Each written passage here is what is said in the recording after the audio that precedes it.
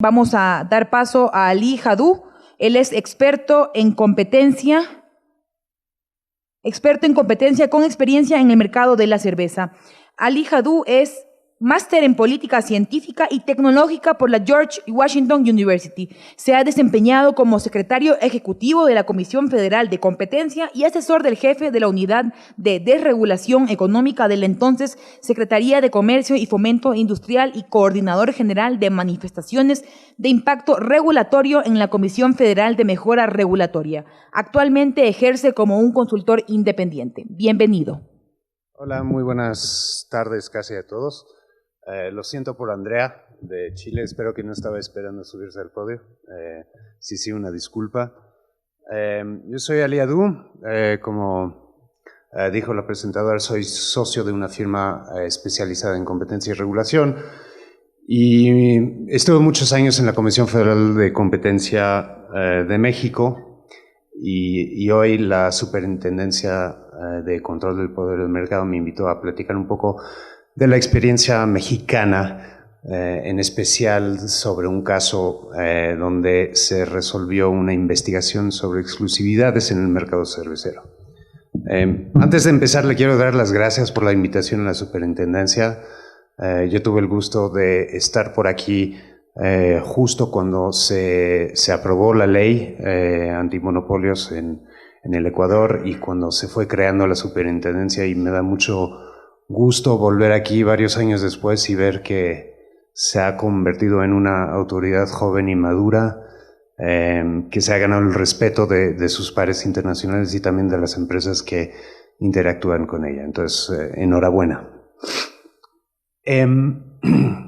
Entonces, el caso de la cerveza en México, a grosso modo, fue una investigación que fue iniciada por una denuncia en contra de las dos principales cerveceras, que en su momento, todavía son Modelo y Cervecería Cuauhtémoc Moctezuma, que ahora son parte de los grupos de AB InBev y Heineken, por la existencia de exclusividades. Y para no hacerles el cuento largo, se resolvió con unos compromisos limitando las exclusividades y dando acceso a las cervezas artesanales al canal de bares y restaurantes.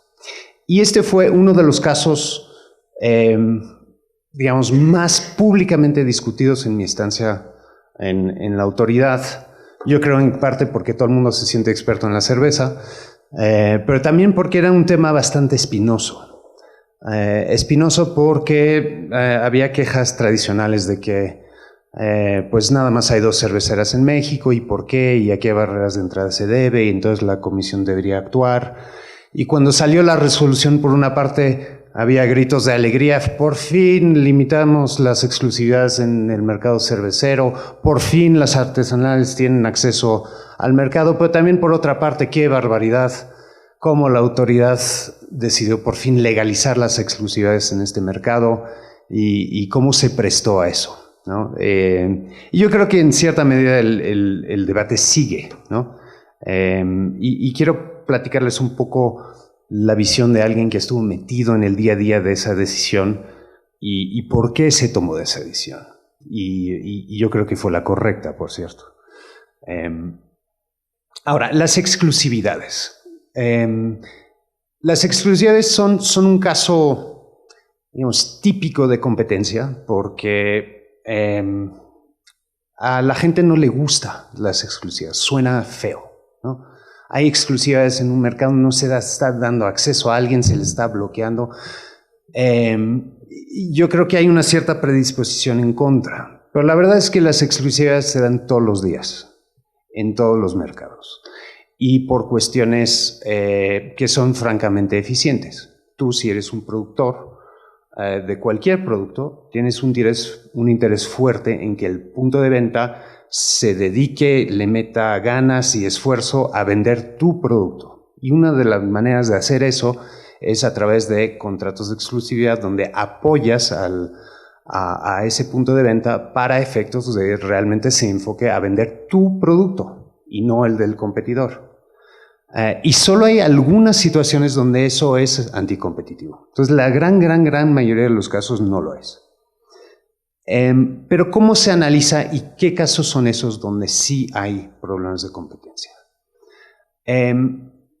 Y tal vez la mejor manera de pensar en esto es ver el análisis que generalmente se hace, o por lo menos que a mí me gustaba hacer cuando estaba en la autoridad y que hago ahora como consultor independiente.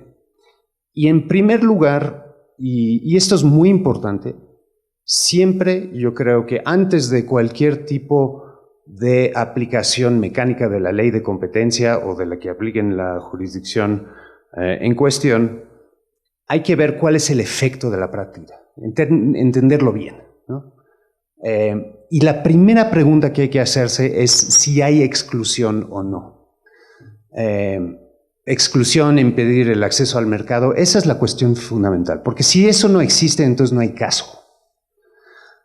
Ahora, ¿qué entendemos por exclusión? Y yo diría que es la imposibilidad de acceder a una proporción relevante del mercado que te impide adquirir cierta economía de escala y competir con los jugadores existentes, ¿no? Esto se ha analizado durante mucho tiempo. Hay algunos estándares en Estados Unidos y en Europa que dicen si tienes acceso a más del 70% del mercado, entonces realmente no hay ningún problema de exclusión, porque aunque ciertos puntos de venta estén reservados para determinados jugadores, incluso en el caso de que tuvieran poder del mercado, pues realmente están disponibles suficientes puntos de venta como para que tú puedas ofrecer tu producto a los consumidores. Ahora, suponiendo que sí hay exclusión, la siguiente pregunta es si hay alguna razón atrás que es eficiente, ¿no? Y esto también es importantísimo, ¿no? Porque, uno de los principios básicos de la ley, de las leyes de competencia, de la teoría de la competencia, es que si alguien está llevando a cabo una conducta que no tiene ningún sentido económico fuera de desplazar a sus competidores, entonces probablemente es anticompetitivo, ¿no? Entonces es como un primer filtro muy básico y hay que hacerse esa pregunta, ¿no? Ahora, las eficiencias generalmente se manifiestan de la manera que mencioné antes, ¿no? Cómo creas lealtad por parte de tus puntos de venta, cómo se esfuerzan más para vender, cómo amplías la oferta de tu producto en el mercado a través de esas exclusividades. Pues hay que ver esas eficiencias pues de manera un poco más detallada si efectivamente hay un efecto de exclusión previo. Luego, el tercer componente de este análisis es si hay un jugador con poder sustancial de mercado o un jugador dominante, depende de la jurisdicción.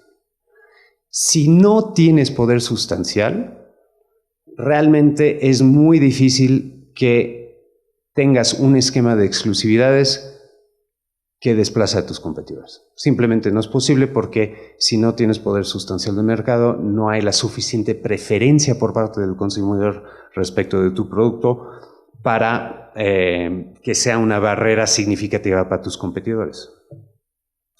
Y finalmente, si efectivamente se dan esas tres condiciones anteriores, la pregunta es, ¿las eficiencias que se aducen son suficientes para contrarrestar los efectos anticompetitivos? Y más allá, ¿son las menos restrictivas posibles para lograr esos fines? ¿No? Hay que hacerse esa pregunta. Si hay una manera menos restrictiva de lograr lo que quiere la empresa, o sea, de los fines pro-competitivos de la empresa, entonces a lo mejor valdría la pena tratar de restringir esas prácticas comerciales de alguna forma. Y al final del día, y esto lo he repetido incansablemente en las clases que he dado y también en la autoridad y también a mis clientes, es que la regla de oro de la competencia es qué está pasando con la oferta total del mercado, ¿no? Se está manteniendo la competencia y se está ampliando la oferta y la disponibilidad de productos al consumidor, por ende se está reduciendo el precio. Si ese es el caso, Entonces, pro-competitivo. Ahora, claro, no siempre es tan fácil llegar a esa conclusión, ¿no? Pero lo bonito en lo teórico es que es muy sencillo. Y a eso nos dedicamos en este caso, en México.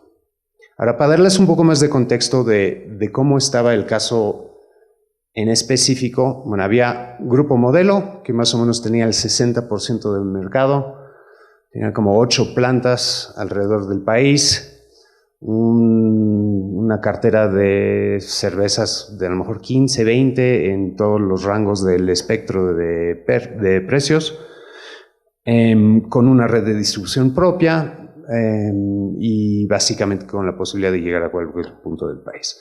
CCM era su primer competidor, lo sigue siendo, con una participación como del 40% del mercado, también presencia en todo el país, con 6, creo, fábricas bueno, 6 cervecerías, marcas también en todo el espectro de la oferta, y también, curiosamente, con un esquema de integración vertical donde la empresa que era dueña de CCM, que se llama FEMSA, también tiene una cadena de tiendas de conveniencia que se llaman OXXO, que han crecido brutalmente en los últimos años, ya hay como 20,000 de estas tiendas, que usa como un punto de venta de sus cervezas en exclusiva también, ¿no?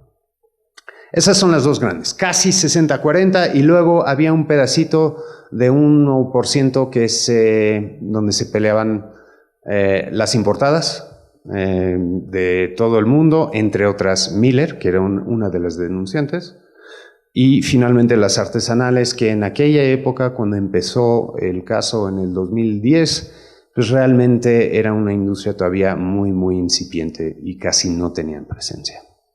Ahora es muy distinto, por cierto. Entonces, esos son los datos básicos de la situación en México en aquel entonces, y también cuando te pones a analizar un caso como este, también tienes que entender qué tan significativo es la práctica que se está denunciando o que se está analizando, ¿no? Y aquí desde un principio nos queda claro que las exclusividades nada más son parte de la foto, ¿no? Y yo creo, y creo que es poco rebatible, es decir, que realmente las exclusividades no son determinantes para la dinámica de competencia en el mercado de la cerveza. Yo creo que son mucho más importantes la escala, la capacidad de producción, si tienes planta o no, la capacidad de distribución y finalmente la marca, ¿no? Que tal vez es la cuestión más importante. En Ecuador, por ejemplo, se ve clarísimamente que hay una preferencia muy marcada por marcas nacionales, y lo mismo se da en México. La gente le gusta su cerveza, la de toda la vida, y la que siempre ha comprado, la que ha comprado su papá y la que yo consumo hoy en día. Y las exclusivas son una parte, y sí puede llegar a ser ilegal, pero incluso en el caso de que fuera un problema y lo resolvieras, eso no es suficiente para arreglar todos los problemas de competencia de un denunciante como el que era en esa época, con una proporción de mercado muy, muy chica, sin presencia en el país, sin planta y simplemente importando su producto para venderlo en México a un precio ciertamente bastante por arriba de el promedio de las marcas mexicanas, ¿no? Entonces eso había que tomarlo en cuenta. Ahora, pasando al marco jurídico. En México hay una ley federal de competencia económica que se parece mucho a la ley aquí en Ecuador. De hecho, tuve el gusto de poder opinar sobre las versiones iniciales de la ley aquí y efectivamente es muy parecida. Y el estándar de revisión es: para que una práctica relativa o un abuso de dominancia sea anticompetitivo, sea sancionable por la ley, perdón, tienes que tener A, poder de mercado; B, tienes que desplazar indebidamente a tus competidores, y en ese indebidamente está todo el arte y la ciencia de la competencia económica, porque es un debate que puede durar siglos. 3, tiene que existir una de las conductas que está prohibida para los agentes con poder sustancial, entre otras exclusividades, ¿no? También hay ventas atadas, precios depredatorios, subsidios cruzados, en fin, toda la lista habitual de prácticas que investigan y en su caso sancionan las autoridades de competencia. Y finalmente está la evaluación de las eficiencias, ¿no? Siempre hay la posibilidad de argumentar que hay eficiencias suficientes que justifiquen la existencia de estas prácticas. Ahora, el gran reto y el gran debate que se ha dado en México desde los inicios de la ley en 1992 ha sido qué tan mecánica tiene que ser la aplicación de la ley. La ley dice, si tienes poder sustancial, incurres en una de estas prácticas y no hay suficientes eficiencias, es ilegal. Y yo me he peleado años y años y años con, no voy a decir que los abogados en genérico, sino los abogados particularmente insistentes en esa lectura mecánica de la ley, de que lo que hay que ver son los efectos. Y aquí parte importante del caso fue ese, ¿no? De que, es que obviamente tienes un jugador, si no es que dos, con poder sustancial. Obviamente existen exclusividades, de eso no hay ninguna duda de que sí las existían. Ergo, hay que sancionar. O sea, 1 más 2 igual a 3. Así de sencillo. Y pues no. Y yo creo que por eso a veces no se entendió del todo la naturaleza de la resolución de la comisión, pero lo que sí hay que entender es que siempre el propósito de una autoridad de competencia es proteger el funcionamiento eficiente de los mercados. No es el 1 más 1 igual a 2, ¿no? Y ahí es donde radicaba gran parte de la discusión pública sobre este caso y también parte de la argumentación legal dentro del expediente. Ahora, ¿qué pasaba? Aquí realmente había exclusión, ¿no? Recordemos los 4 puntos. Existe exclusión, existe eficiencias, hay alguien con poder del mercado o no, y si no se puede, si sí hay alguien con poder, ¿hay alguna alternativa menos restrictiva? Sí o no. Ahora, en este caso, ¿había exclusión? Pues yo creo que se podría argumentar que sí. No necesariamente por las exclusividades contractuales, que eran pocas, sino porque en la calle, cuando ibas a las tiendas, y realmente esta investigación se enfocaba en el canal tradicional, veías que generalmente estos tenderos vendían o una cerveza o la otra, o digamos, una cartera de marcas o la otra. Entonces, y en el caso de la Ciudad de México, pues sí, era como 60-30, 60-40.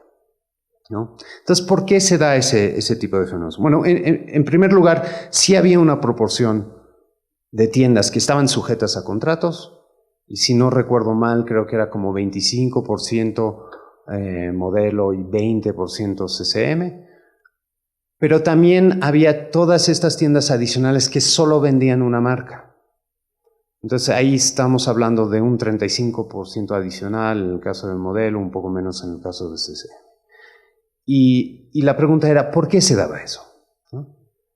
Y no es una pregunta fácil de responder, porque también hay razones tanto por parte del vendedor como por parte del comprador para tener una sola marca. Una cuestión de manejo más fácil de inventarios, es más fácil armar tus rutas de distribución, es más fácil para efectos de la venta sucesiva, iterativa, y a veces también es una cuestión sencillamente de preferencia del tendero, ¿no? De estar cómodo y contento con una marca versus otra y no tener que lidiar con 2 negociaciones comerciales para un producto en una tienda chiquita. Entonces vimos un poco qué pasaba ahí y en algunos casos, aun cuando no había un contrato de exclusividad formal, había apoyos, ¿no? Apoyos en el sentido de un refrigerador dado en comodato, préstamos en efectivo ayuda para conseguir las licencias de venta de alcohol, la provisión de sillas, muebles, pintar las fachadas, cosas de ese tipo, donde ganaban la preferencia del tendero y desde el punto de vista de los denunciantes creo que decían, bueno, eso es una exclusividad implícita donde a cambio de eso estás exigiendo que no se venda ningún otro tipo de cerveza. Pero entonces, en el fondo, si tú eres un entrante en ese tipo de ambiente comercial, pues puede ser bastante difícil entrar, ¿no? Y no necesariamente porque las empresas tuvieran la intención de desplazarte, sino que también se estaba dando una dinámica de pelea al tú por tú entre dos gigantes, donde los chiquitos pues se encontraban la vida bastante difícil, ¿no? Y había que ver si eso era anticompetitivo, pero ciertamente no es fácil entrar en ese tipo de mercado. Ahora, ¿qué tipo de eficiencia es el segundo punto? Ya lo mencioné un poco, digamos, el incentivo a crear lealtad, en mayores esfuerzos de venta, y en la ampliación de la oferta, que en México era una cosa importantísima y lo sigue siendo.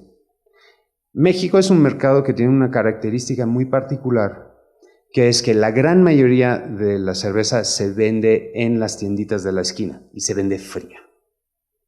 ¿Por qué? Pues quién sabe, hay unas cuestiones culturales, hay quien dice que a las amas de casa no les gusta comprar cerveza porque incentiva comportamiento indebido, que a algunos les gusta beber cerveza a escondidas de su familia, en fin, cosas de todo tipo. Pero en México, sea lo que sea, es más bien una compra de impulso, ¿no? Y es muy importante que esté fría y que esté cerca de ti. Y una de las maravillas de vivir en México, francamente, es que nunca tienes que caminar más de 50 metros para encontrar una cerveza helada, ¿no? Y eso lo agradezco mucho a ambas empresas y, digamos, a las condiciones culturales que imperan en el país. Entonces, de que hay eficiencias, también hay eficiencias. Y yo creo que es indiscutible que estas prácticas amplían la oferta del mercado. La amplían en el sentido de que muchas de estas tiendas no podrían subsistir sin los apoyos de las cerveceras. También ciertamente reciben apoyos de las refresqueras o de las lecheras o de las panaderas, pero es parte de la dinámica del mercado donde las empresas manufactureras quieren estar muy cerca del consumidor, no en las tiendas de autoservicio, sino realmente en la esquina para poder ofrecer su producto y que se consuma en el momento. Y la cerveza es el producto típico de esa categoría. Entonces, indiscutible también que existen eficiencias. ¿Qué tan grandes son? Digo, eso fue materia de discusión durante años. Pero luego, poder sustancial. ¿Aquí hay poder sustancial de alguien o no? Y esa también fue una discusión larga, a pesar de que a primera vista pudiera parecer que francamente no hay nadie con poder sustancial en este mercado. Hay dos jugadores muy grandes, ciertamente, pero yo creo que ninguno con la capacidad de lo que dice la ley en México de fijar precios unilateralmente, sin importancia de lo que hagan sus competidores. Porque en México, y me consta porque he visto los datos, si Modelo sube sus precios, inmediatamente suben los volúmenes de CCM. Y porque CCM y Modelo tienen cierta capacidad instalada con cierta capacidad ociosa, donde tienen toda la capacidad del mundo para reaccionar ante cambios en precios de su competencia, y créanme que lo hacen con un grado de energía y habilidad que me parece asombrosa, ¿no? Entonces, esa dinámica de competencia creo que también era indiscutible. Pero algunos decían, bueno, a ver, ¿pero qué está pasando con el mercado? si como tú dices, Ali, siempre que hay que ver los efectos de las prácticas, ¿por qué no es un problema en este caso? Donde todos los competidores que no son modelo ICCM no tienen acceso a este mercado por virtud de esas exclusividades. Y ahí me puse a pensar, a lo mejor tienen un punto. Porque sí es una barrera de entrada. Las exclusividades más otras cosas. La capacidad instalada, las plantas, el valor de la marca, etc. ¿Y hay algo que se puede hacer aquí? 5 minutos. Ok, bueno. Me habían dicho 40, pero bueno. Sí, ok. Vamos a tratar de resumir esto, entonces. Entonces, posiblemente había un caso en el sentido de que hay una barrera de entrada y nos pusimos a pensar qué se puede hacer para mejorar este mercado.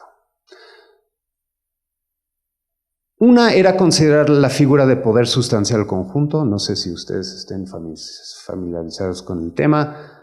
Es un tema que se ve a veces en Europa, poco en Estados Unidos, por no decir nada, y se había incluido en la ley mexicana. Poder sustancial conjunto quiere decir que no necesariamente tiene que ser una sola empresa, sino que pueden ser dos que tengan poder sustancial, que ejercen conjuntamente, que a mí siempre me ha parecido un poco extraño.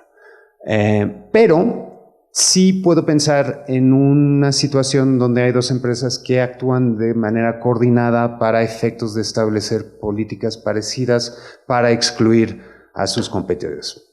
Posiblemente puede ser, pero en este caso yo pensaba que no, los denunciantes pensaban que sí, pero lo que hicimos es ver qué había realmente en la práctica que podrían mejorarse.